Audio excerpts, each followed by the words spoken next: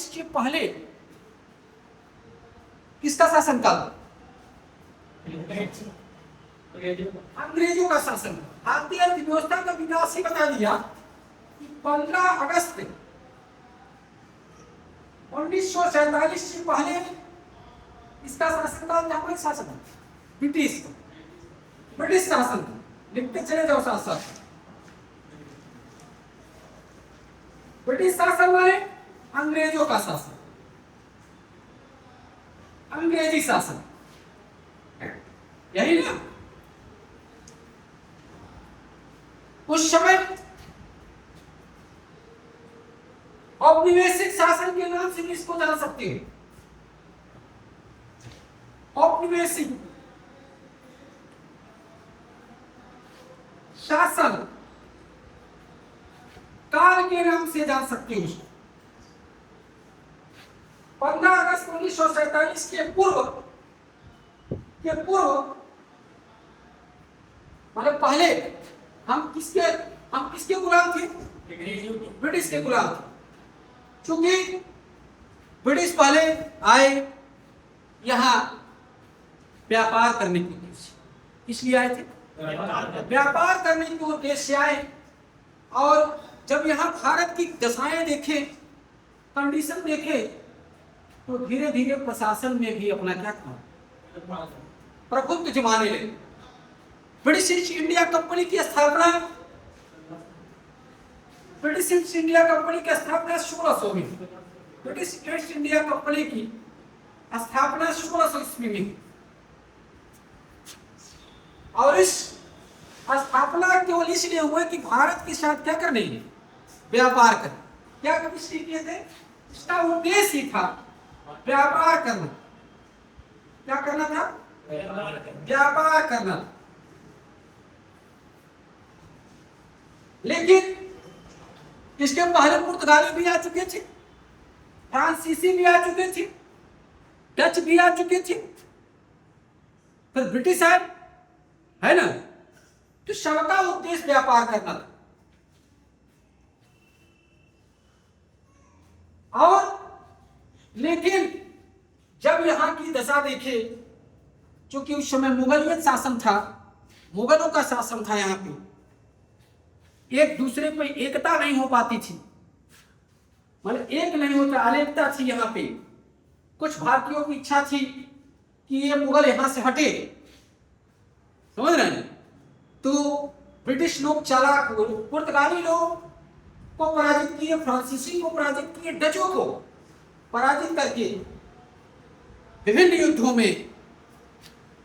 और वो east India company, अब जो व्यापारिक कंपनी थी, वो प्रशासनिक में भागीदारी बढ़ाने, यहाँ प्रशासन करना चाहती थी, यहाँ शासन करना चाहती थी। और वो सार्थक हुआ। 2 युद्धों में एकदम क्लियर हुआ कि शासन कौन करेगा और शासन कौन नहीं। पहला जो फाइनल हुआ उसमें बक्सर का युद्ध, बक्सर का युद्ध हुआ। और ये बक्सर का युद्ध जो हुआ 1764 में, इसमें निर्णायक युद्ध था कि अब भारत में कौन शासन करेगा, कौन शासन नहीं करेगा। तो अब भारत में शासन केवल एक ही करेगा, कौन? ब्रिटिश। कौन करेगा? ब्रिटिश। लिखते जाओ। अब शासन कौन करेगा? ब्रिटिश करेगा। अब 1764 से जिसने अपना पूरी प्रशासनिक अपने अस्तित्व में ले लिया बक्सर के युद्ध के बाद, अब वो भारत के अर्थव्यवस्था का पूरी शोषण करना चालू।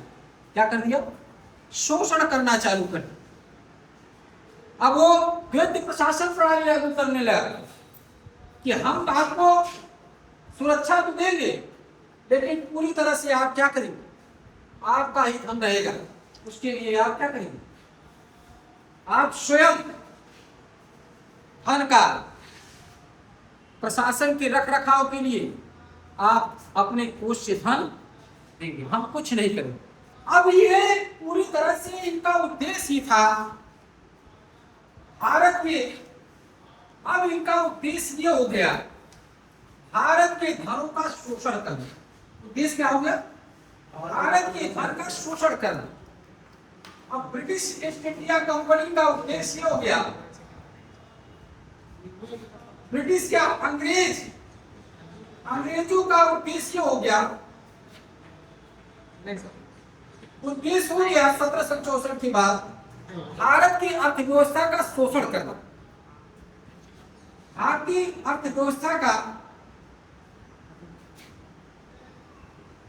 भारतीय अर्थव्यवस्था का क्या करना? शोषण करना।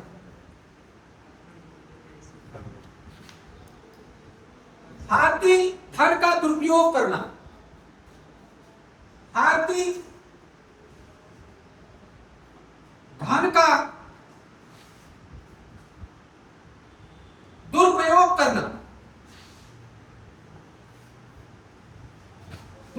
करना,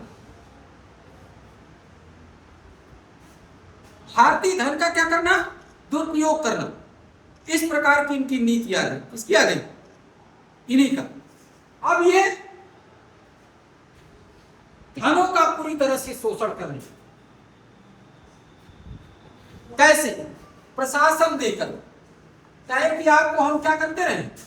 ब्रिटिश प्रशासन देकर, मतलब सैनिक देकर। क्या देकर? ब्रिटिश सैनिक देकर।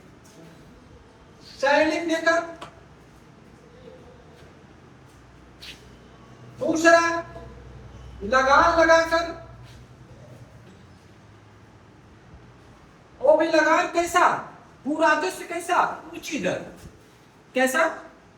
ऊंची दर। और इसी में तुम्हारा एक चैप्टर आ जाता है, भारतीय अर्थव्यवस्था की पूर्व संध्या। क्या आ जाती है? पहला अध्याय आ जाता है, भारतीय अर्थव्यवस्था की पूर्व संध्या। देखो, भारतीय अर्थव्यवस्था, स्वतंत्रता की पूर्व संध्या पर भारतीय अर्थव्यवस्था। तो स्वतंत्रता से पहले की कैसी भारतीय अर्थव्यवस्था थी? शोषणकारी थी। कैसी थी? शोषणकारी थी। स्वतंत्रता से पहले भारतीय अर्थव्यवस्था थी शोषणकारी, शोषण करते थे। अब वो शोषण ऊंची भू-राजस्व लगा के, और स्वतंत्रता से पहले जो भारतीय अर्थव्यवस्था थी वो भारतीयों के लिए नहीं थी, ब्रिटिश हित के लिए। कैसा था? ब्रिटिश हित की अर्थव्यवस्था थी।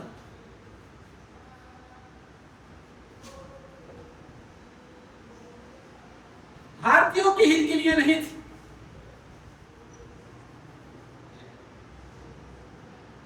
हित के लिए नहीं थी। अब जो नीति बनेगी, जो सिद्धांत बनेगी, वो ब्रिटिश की बिजनेस सिद्धांत और नीति, जो उसको हानि पहुंचाए, ऐसी नीति और सिद्धांत बनेगी नहीं। कैसी नीति बनेगी? ध्यान, कैसी नीति बनेगी? अब केवल जो ब्रिटिश ईस्ट इंडिया कंपनी को लाभ पहुंचाने वाली नीति होगी, वही नीति बनेगी, कोई अन्य नीति नहीं बनेगी। अब इस समय जो आय थी, चूंकि यहां उनका उद्देश्य यहां से धन लाभ लेना, उनका उद्देश्य क्या था? शोषण करना। और क्या था? अत्यधिक धन को ब्रिटेन भेजना, अत्यधिक धन को ब्रिटेन भेजना।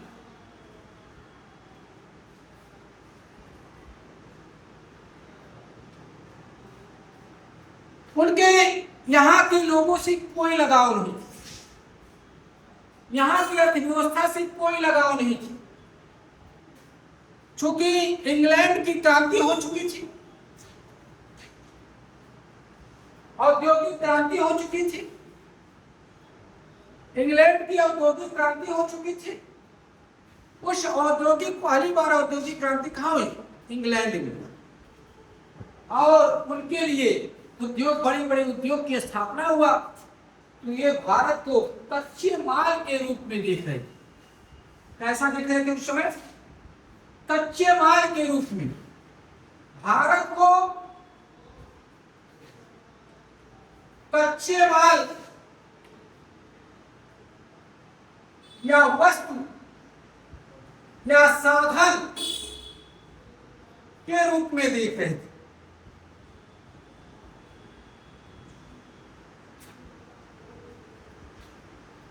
जो उनके उद्योग को लाभ पहुंचा सके, जो उनके उद्योग की क्या कर सके, लाभ पहुंचा सके। खाली भारत कच्चे माल का निर्यात करता था, माल का निर्यातक था केवल।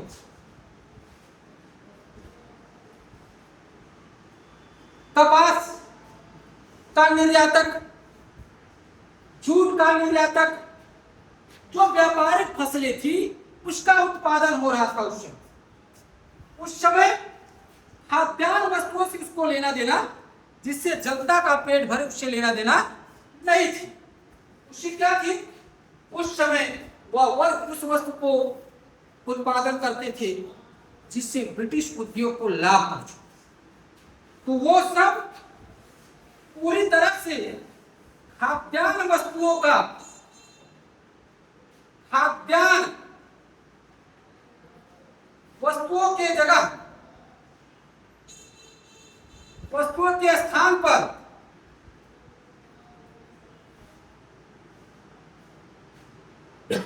व्यापारिक वस्तुओं का उत्पादन हम करते थे।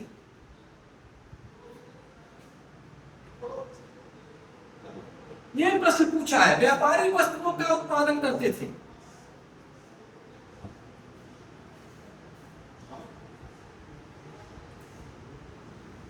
व्यापारिक कपास, जूट, रेशे, ऐसी वस्तुएं व्यापारिक वस्तुएं उस समय कहलाती। व्यापारिक वस्तुएं वो वस्तुएं जो उद्योग को लाभ पहुंचा सके, जैसे कपास, रेशे, जूट, चाय, कॉफी, ऐसी वस्तुओं का उत्पादन होता है। खाद्यान्न वस्तुओं से उत्पादन से यहाँ की जनसंख्या की भुखमरी घटती। जैसे गेहूं, चावल, इस सब का उत्पादन होता तब तो सबका पेट भरता, लेकिन उससे इनके लेना देना नहीं। नील क्रांति भी हुई, नील, ये सब व्यापारिक वस्तु। उस समय किस किस व्यापारिक वस्तुओं का उत्पादन होता था देखो। व्यापारिक वस्तुएं जो उसमें उत्पादन होता था ब्रिटिश शासन काल में, व्यापारिक वस्तुएं जैसे नील, कपास, सोना, जूट, रेशा, चाय, कॉफी, इन सब वस्तुओं का उत्पादन। यह प्रश्न पूछा है, व्यापारिक वस्तुएं कौन कौन है? इन सभी वस्तुओं का उत्पादन होता था। और ये वस्तुएं ब्रिटिश शासन काल में इसलिए उत्पादन होता था कि उनके कच्चे माल का संसाधन, इंग्लैंड में औद्योगिक क्रांति होने के कारण उद्योग के लिए हमेशा कच्चे माल की आवश्यकता होती, वस्तुओं की आवश्यकता होती। अब जब कच्चे माल मिलेगा नहीं तो उत्पादन कार्य होगा नहीं। कपड़ा कैसे मिलेगी जब कपास होगा ही नहीं, जूट होगा ही नहीं, तो इसका उत्पादन नहीं। तो वो सब व्यापारिक वस्तुएं, खाद्यान्न वस्तुओं में जनता की भुखमरी घटती, जनता की जो भूख से मर रही थी वो घटती। गेहूं, चावल, जौ, अरहर, ये सब का उत्पादन से वंचित कर दिया। क्या हमसे क्या लेना देना? मरते हैं तो मरने दीजिए, हमसे क्या लेना, हमारी जरूरत है। वो तो उपनिवेश बनाया था, अधिपत्य जमा लिया था अपने। वो तो कहा कि मैं शासन कर रहा हूं ताकत के बल। किसके बल पर? ताकत के बल पर। और अपना जब किसी को उपनिवेश कोई बनाता है तो वो ताकत के बल पे बनाता तो अपना उसमें पूरी संसाधनों पर अधिकार जमा ले। 200 साल लग गया उस अधिकार को हटाने के लिए। कितने साल लग गया? 200 साल लग गया लगभग उस अधिकार को हटाने के लिए। मुगलों ने आए कि यहाँ की संस्कृति से ढल गए। मुगलों ने, तुर्कों ने, मंगोलों ने, लोदियों ने आए तो यहाँ पे यहाँ के जनसंख्या के रूप में ढल गए। वो इतना दोहन शोषण अर्थव्यवस्था को नहीं थी, क्योंकि वो यही के रहते बस गए। लेकिन ये आए, ये चालाक थे, इसीलिए इनको फिरंगी कहा जाता है। और ये यहाँ के अर्थव्यवस्था पर ही चोट पहुंचाए और ये यहाँ की भारतीय अर्थव्यवस्था का शोषण करने। उस समय अत्यधिक गरीबी हो गई, अत्यधिक बेरोजगारी हो गई। भारतीय संध्या से पूर्व इस समय की कंडीशन जब आ गई, जो संध्या से पूर्व की बात कर रहे हैं, आपको स्वतंत्रता से पूर्व की बात कर रहे हैं, उस समय जो ये नीति अपनाए, पूर्व की बात कर रहे हैं। कब? स्वतंत्रता से। स्वतंत्रता मतलब 15 अगस्त 1947 में आजाद। उस समय भारत की अर्थव्यवस्था की विशेषता क्या थी, चरित्र क्या था? भारतीय अर्थव्यवस्था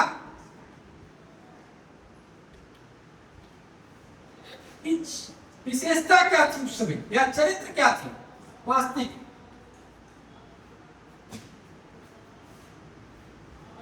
उस समय जो चरित्र थी, व्यापक गरीबी थी,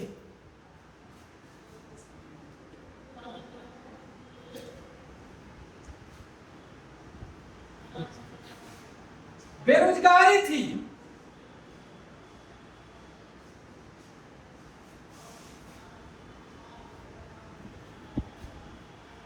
बेरोजगारी थी, गरीबी, बेरोजगारी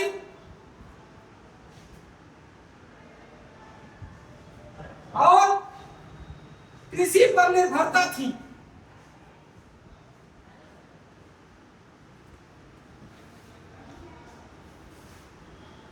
उद्योग औद्योगिक विकास नगर थी।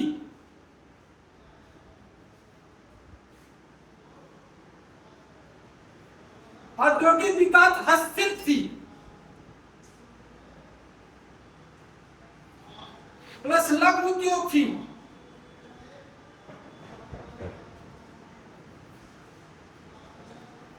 कोई मशीनीकरण ज्यादा नहीं, भुखमरी थी,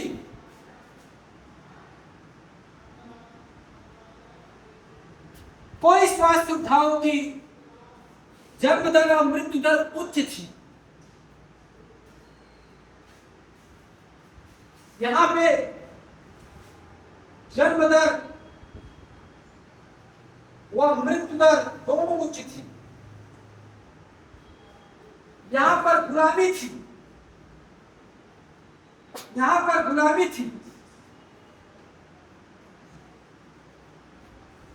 बेरोजगारी, भुखमरी, गुलामी, अत्यधिक मृत्यु दर, मातृ मृत्यु दर,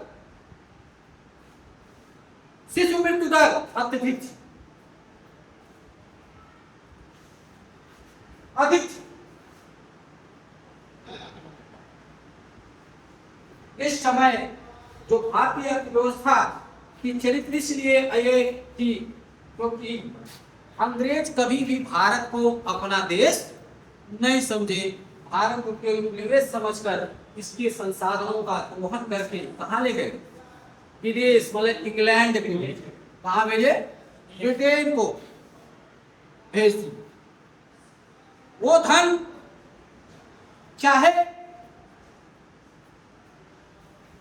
शुल्क के रूप में, भू राजस्व के रूप में, चाहे पेंशन के रूप में, चाहे भत्ता के रूप में, चाहे घरेलू शुल्क के रूप में, सब दोहन कहाँ भेजी? ब्रिटेन। यहाँ के धन को कहाँ भेजी? ब्रिटेन। इसी चरित्र को लेकर दादा भाई नौरोजी ने बात बताए ड्रेन थ्योरी में, ड्रेन ऑफ वेल्थ, धन निकासन सिद्धांत में 1867 में जो आई, उसने कहा कि अंग्रेजों ने भारत को बहुत शोषण किया। पहली बार राष्ट्रीय आय का अनुमान लगाए और उसके बाद पीके राव ने, रिजवी ने, अन्य ने अपनी अनुमान लगाए और कहे कि भारतीय अर्थव्यवस्था का जो प्रति व्यक्ति आय था या राष्ट्रीय आय था केवल 2% से कम थी, केवल 2% या उससे कम थी प्रगति दर। दादा भाई नौरोजी 3 बार कांग्रेस के अध्यक्ष रहे।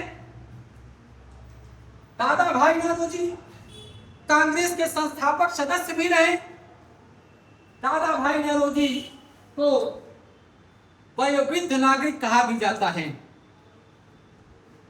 Un British rule in India में अपने भारत के राष्ट्रीय आय को या भारत के आय के चरित्र की व्याख्या की ब्रिटिश शासनकाल में, किस प्रकार से भारत की राष्ट्रीय आय थी। उसने कहा कि अंग्रेजों ने पेंशन के रूप में, भत्ता के रूप में, शुल्क के रूप में, होम शुल्क, राजस्व के रूप में धन का, भारतीय धन को विदेश भेजा। पीके राव ये सब कहे कि उस समय ब्रिटिश के समय भारतीय अर्थव्यवस्था की राष्ट्रीय आय 2%। इस प्रकार हम जो भारतीय अर्थव्यवस्था की चरित्र लेकर चलते हैं, किसी की प्रगति 0 थी, किसी पर जनसंख्या की दबाव बहुत ज्यादा थी। 70 से 75% जनसंख्या, अगर अप्रत्यक्ष रूप से देखा जाए तो 85% जनसंख्या कृषि से जुड़ा। किससे जुड़ा था? कृषि से जुड़ा।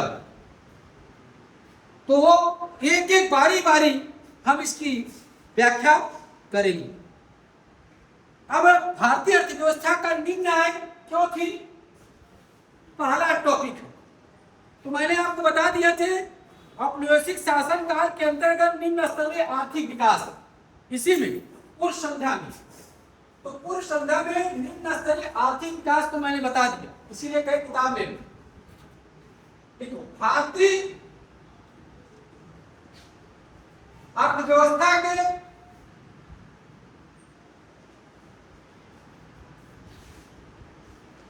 भारतीय अर्थव्यवस्था या औपनिवेशिक शासनकाल के अंतर्गत, ऐसे लिखो, औपनिवेशिक शासनकाल के अंतर्गत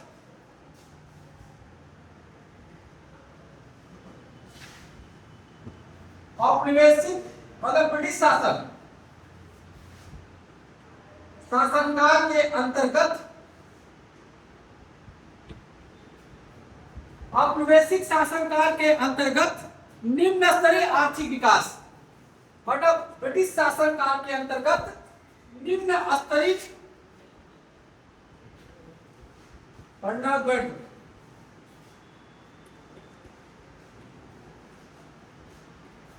तो नाम कीजिए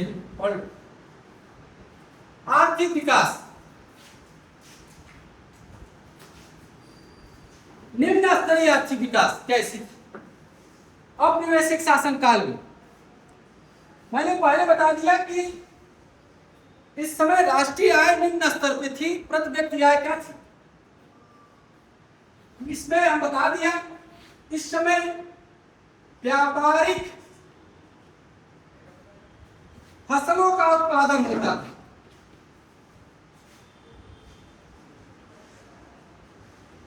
उत्पादन होता था, वो व्यापारिक फसलें कौन? जूट, कपास, रेशम और आपको चाय, कॉफी। व्यापारिक फसलों का उत्पादन क्यों क्यों उत्पादन होता था? इसलिए उत्पादन होता था बेटा कि ब्रिटिश शासन काल में पहली बार औद्योगिक क्रांति इंग्लैंड में कहा हुई, तो कच्चे माल का, कच्चे वस्तुओं का जरूरत पड़ती है उत्पादन करने की। विनिर्माण करने के लिए क्या करना पड़ता है? कच्चे वस्तुओं का उत्पादन करना होता है। तो कच्चे वस्तु कहाँ मिलते थे? भारत में। कहाँ मिलते थे? भारत में। व्यापारिक वस्तुओं को क्यों? औद्योगिक, देखो औद्योगिक या उद्योग के पूर्ति के लिए, ऐसे नहीं, उद्योग के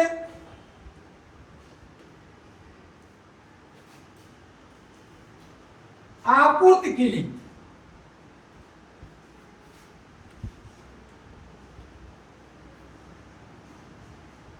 क्यों? क्योंकि ब्रिटेन में पहली बार क्या हो गया? कच्चे, ये क्या नाम है? औद्योगिक क्रांति। लिख लो यहां, पहली बार औद्योगिक क्रांति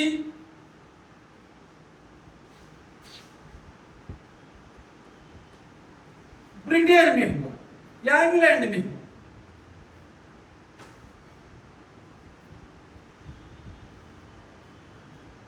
इनसे खाद्यान्न वस्तुओं से कोई लेना देना नहीं था। इनसे खाद्यान्न वस्तुओं से कोई लेना देना नहीं था। और उत्पादन, व्यापारिक फसलों का उत्पादन होता था और भारत को बाजार के रूप में देखा जाता था। वो विनिर्मित वस्तुओं के बाजार के रूप में देखा जाता था। विनिर्मित माने पक्का माल, बाजार के रूप में देखा जाता था।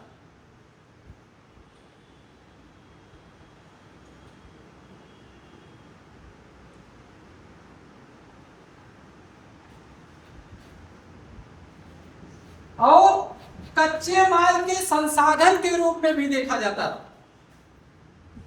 भारत कच्चे माल के आयातक भी था।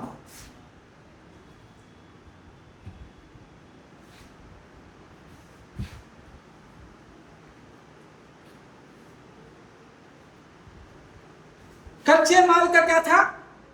आयातक। कौन था? भारत।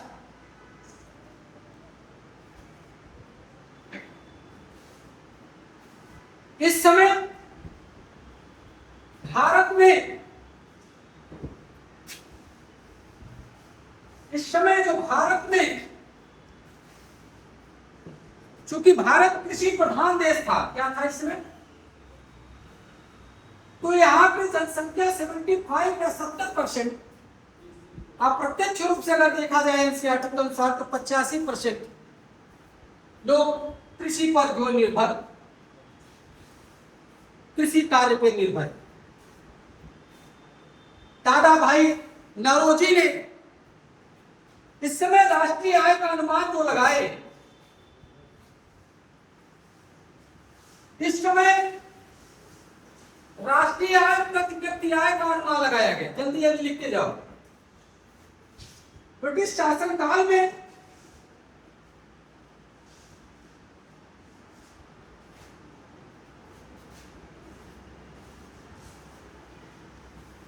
राष्ट्रीय आय, राष्ट्रीय आय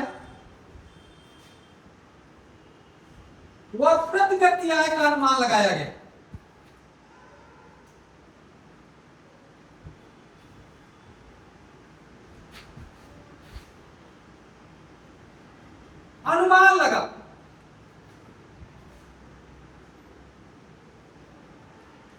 अर्थशास्त्रियों के द्वारा, जो भारतीय अर्थशास्त्री, विदेशी अर्थशास्त्री जो भी थे, अनुमान लगाए। इस समय राष्ट्रीय आय 2% से लेस थी, कम थी, 2% से भी कम थी। अब इस राष्ट्रीय आय का अनुमान जो लगाए, इस राष्ट्रीय आय का अनुमान लगाए कौन कौन? दादा भाई Naoroji,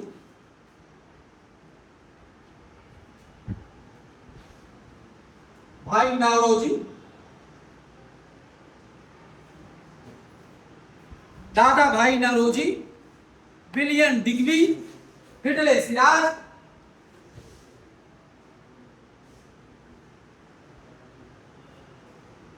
William Digby, Findlay Siraj,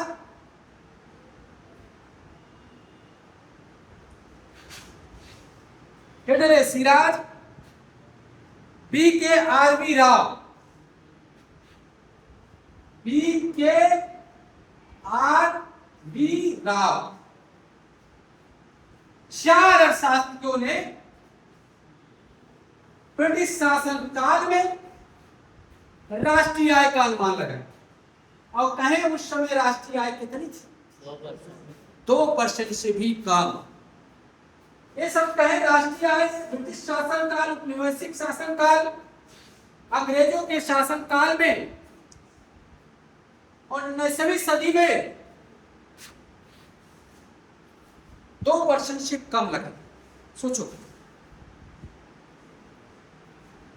और इसका कारण अलग अलग अपना दिए। इसका कारण क्या है? अलग अलग अपना दिए। दादा भाई नौरोजी का अनुमान बहुत जरूरी है, इसलिए दादा भाई नौरोजी के बारे में जरूरी जानना। उस समय जो राष्ट्रीय आय का अनुमान लगाए प्रति व्यक्ति आय का, उसमें दादा भाई नौरोजी का योगदान है। राष्ट्रीय आय को जानते हो क्या? पहले राष्ट्रीय आय की परिभाषा लिखी, तब जानोगे। अभी तुम समय नहीं व्यक्त भी। राष्ट्रीय आय की परिभाषा लिखी। एक वित्तीय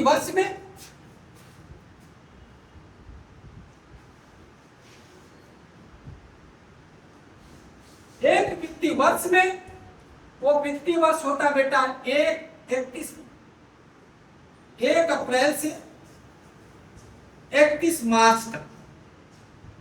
ये भारत का वित्तीय वर्ष है। एक वित्तीय वर्ष में किसी देश के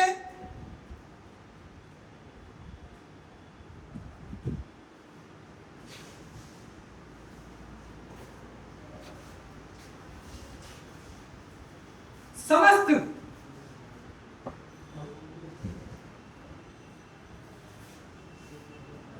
एक वित्तीय वर्ष में किसी देश की नागरिकों के द्वारा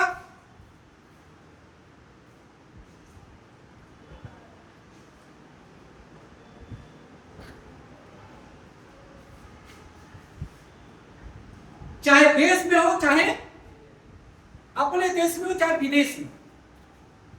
वैज्ञानिक कुछ समय के लिए जाते हो विदेश में, जो भारत की नागरिकता की चाहे विदेश में ही हो, वो भारत की आय कहलाई। एक वित्तीय वर्ष में किसी देश के नागरिकों के द्वारा, नागरिकों कौन? देश में हो, चाहे अपने नागरिक और चाहे विदेश में,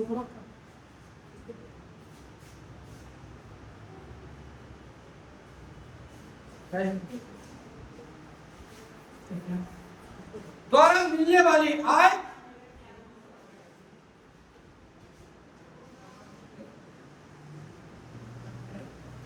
आय को राष्ट्रीय आय कहते हैं।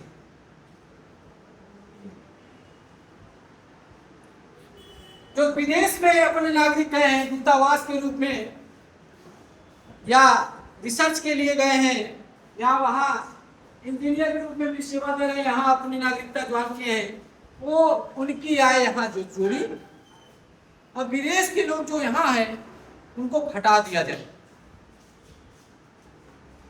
तो एक वर्ष में जो एक देश के नागरिक है, देश में हो चाहे विदेश में, एक वर्ष की गणना कर दिया जाती है। उसको क्या कहते हैं? उसको क्या कहते हैं?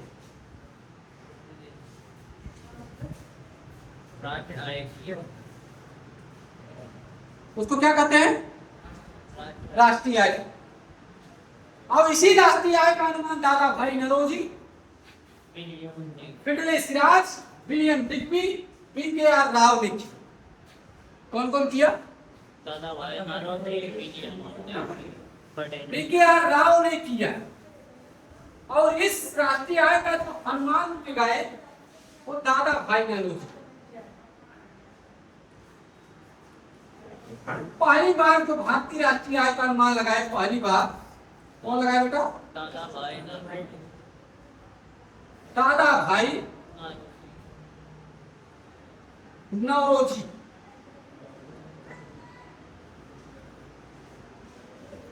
दादा भाई नौरोजी की भारतीय राष्ट्रीय कांग्रेस राष्ट्रीय आंदोलन में बहुत योगदान।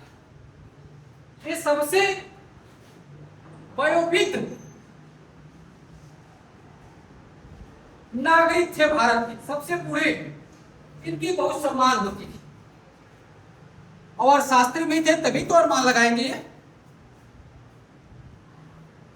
इसीलिए इनको grand old man of India कहा जाता है। Grand old man of India कहा जाता है। ऑफ इंडिया कहा जाता है इस दादा भाई नौरोजी को।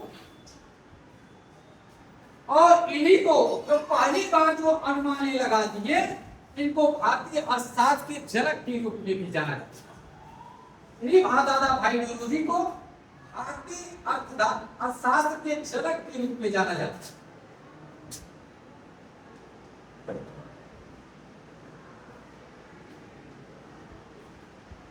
ऐसे एडम स्मिथ को जाना जाता है। अर्थशास्त्र के जनक किसको जाना जाता है? एडम स्मिथ को। लेकिन भारतीय अर्थशास्त्र के जनक किसको जाना जाता है? दादा भाई नौरोजी के जाना। और दादा भाई नौरोजी अपने एक सिद्धांत दी, धन निकासन का सिद्धांत।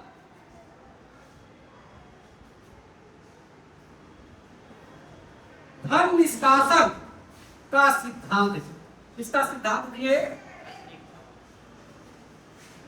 उसको कहते हैं ट्रेन थ्योरी।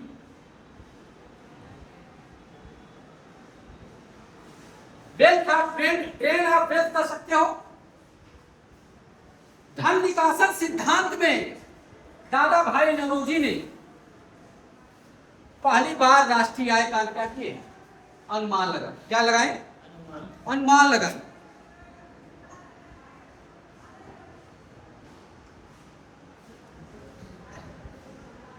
यह अनुमान जो है 1867 में लगाए। कब लगाए? पहले मैं बता दिया 1867। और इस अनुमान में इसने बताया कि अपने इस पुस्तक के दिए poverty and un-British rule in India, इनकी एक पुस्तक, ये भी पुस्तक poverty and un-British rule in India लिख लो। ये पुस्तक पूछा है पॉवर्टी अनब्रिटिश रूल बिना इच्छा इन इंडिया। ये पुस्तक दी है 1901 में। यह पुस्तक कब दी है? 1901 में। यह पुस्तक बार बार पूछता है धन निकासन के सिद्धांत किसका है? तो दादा भाई poverty and un-British rule in India किसकी है? दादा भाई। राष्ट्रीय आय का प्रथम अनुमान कौन लगाया? दादा भाई। कब लगाए? 1800। इसको वयोवृद्ध नागरिक कहा जाता है भारत का। Grand old man of India किसे कहा जाता है? भारतीय अर्थशास्त्र के जनक कौन है? दादा भाई नौरोजी। सब प्रश्न पूछा खूब खोलकर। और ये लिखा है धन निकासन का मुख्य क्या क्या कारण है। देखो धन निकासन का मुख्य कारण लिखो। मतलब अपना धन, देश का धन कहाँ गया? भारत का धन कहाँ गया? ब्रिटेन में। निकासन माने क्या? यहाँ भारत का धन ब्रिटेन में कैसे कैसे गया, इसका क्या क्या कारण है। तो मुख्य कारण बताए। धन निकासन मतलब धन भारत का विदेश या ब्रिटेन में कैसे गया। धन निकासन का कारण, निष्कासन का कारण।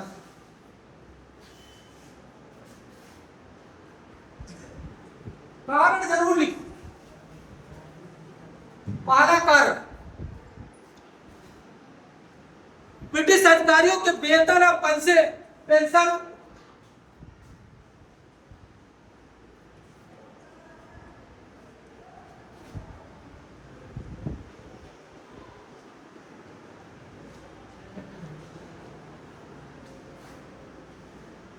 वेतन और पेंशन के रूप में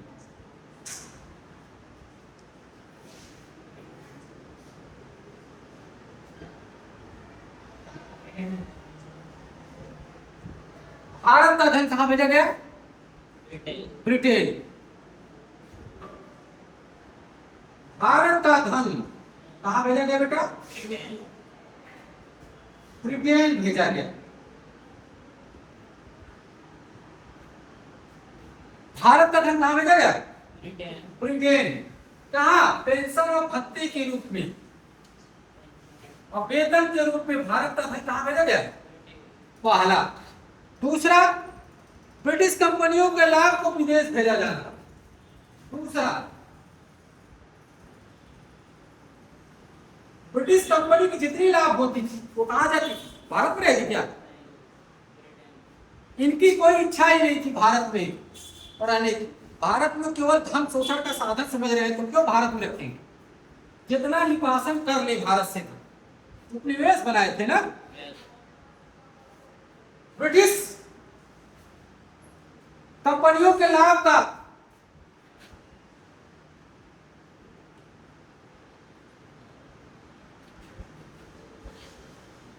लाभ को ब्रिटेन भेजना, इंग्लैंड भेजना, मतलब अपने देश भेजना, विदेश भेजना। दो कारण। तीसरा, सार्वजनिक ऋण का ब्याज का भुगतान तो वो कर्ज लेते थे, कहते थे आपकी गरीबी दूर करने के लिए ले रहे हैं या प्रशासनिक चुस्त दुरुस्त करने के लिए ले रहे हैं। तो जो ऋण लेते थे यहाँ के लोगों से या किसी जैसे अमेरिका से, उसका ब्याज का भुगतान प्रथम द्वितीय विश्व युद्ध में ब्रिटेन जब पराजित हुआ तो हिरोशिमा नागासाकी में बम फेंका गया जापान की। इसके पीछे रीजन यही था परमाणु बम फेंकने का, क्योंकि ब्रिटेन में अमेरिका बहुत ज्यादा धन लगा था। अगर वो ब्रिटेन पराजित हो जाता द्वितीय विश्व युद्ध में तो अमेरिका का पूंजी क्या होता? डूब जाता। इसका मतलब है कि जो सार्वजनिक ऋण लिए थे विदेशों से, तो किससे लेंगे? अमेरिका से लेंगे। और उसको भी क्या किए? उसको भी उसकी ब्याज का जो भुगतान होता था वो क्या करते थे? हमारे ही धन से देते थे, और अपने देश से नहीं देते थे, हमारे ही देश के धन से देते थे। तो सार्वजनिक ऋण का ब्याज, सार्वजनिक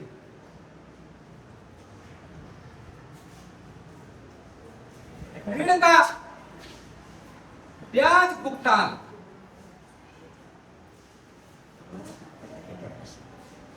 करते थे। इस प्रकार से 8 मिलियन पाउंड, नोट में देख लीजिए। इस प्रकार से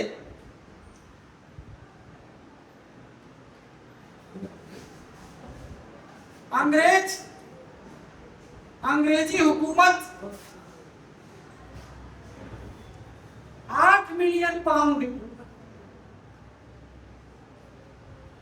8 मिलियन पाउंड, ब्रिटेन में पाउंड चलता है ना, 8 मिलियन पाउंड प्रतिवर्ष बिना लाभ को, प्रतिवर्ष बिना लाभ को,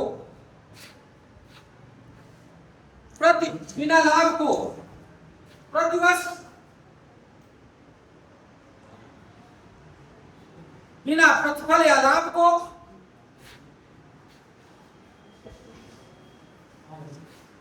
लाभ ब्रिटेन भेजा जाता था। कहां भेजा जाता था? ब्रिटेन भेजा जाता।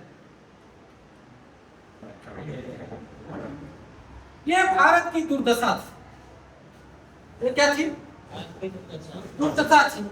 इसी कारण भारत की जो है औपनिवेशिक शासन काल के अंतर्गत निम्न स्तरीय है, गरीबी थी, बेरोजगारी थी, भुखमरी थी, उच्च मृत्यु दर, उच्च जन्म दर, शिशु मृत्यु दर उच्च थी, मातृ मृत्यु दर उच्च थी, खाद्यान्न वस्तुओं का उत्पादन नहीं होता था, औद्योगिक वस्तुओं का उत्पादन होता था, क्योंकि वो उनके फैक्ट्री के लिए अगर वो उद्योग स्थापित किए थे, अगर कच्चे माल नहीं मिलेगा तो उद्योग बेरोजगार हो जाए। वो उद्योग क्या हो जाएगा बेटा? इसलिए यहाँ जो व्यापारिक फसलें कृषि में उत्पादन होता था उनके लिए बहुत महत्वपूर्ण। आज ये आपके जो चैप्टर है मैंने आपको रिकॉग्नाइज करा दिया, और इसमें से जो एक अध्याय का 1.2 है औपनिवेशिक शासन काल के अंतर्गत निम्न स्तरीय आर्थिक विकास क्यों हुआ, उसको मैं क्या करा दूं? परिचय। कल से